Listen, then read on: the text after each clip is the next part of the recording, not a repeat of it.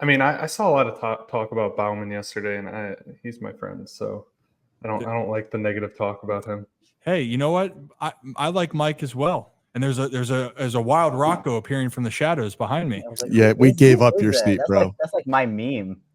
What happened? Oh no, we got Zach on. If you want to sit down.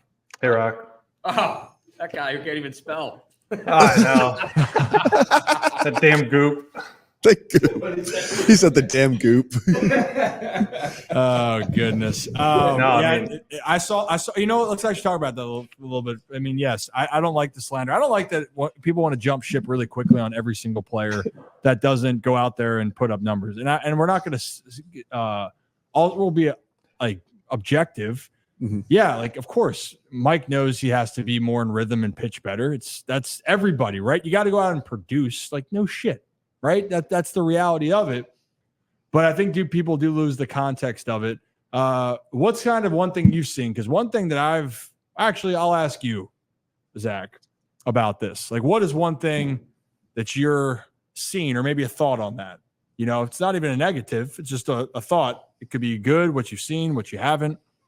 I think it goes back to kind of what we were talking about the other day, where it was just the inconsistency in like the role. Yeah. Like, yesterday he was first guy out of the pen, right?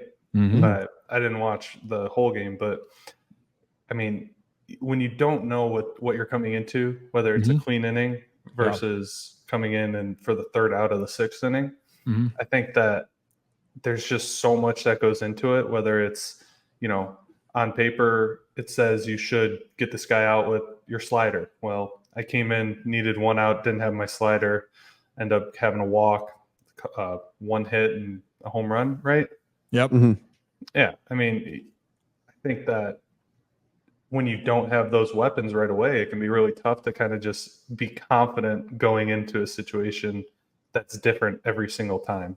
So I wouldn't, honestly, I don't put too much stock into one outing like that. I mean, if it keeps happening, then yes, like something has to change. But when it's a sporadic, like one outing, especially when you have a lead like they did, it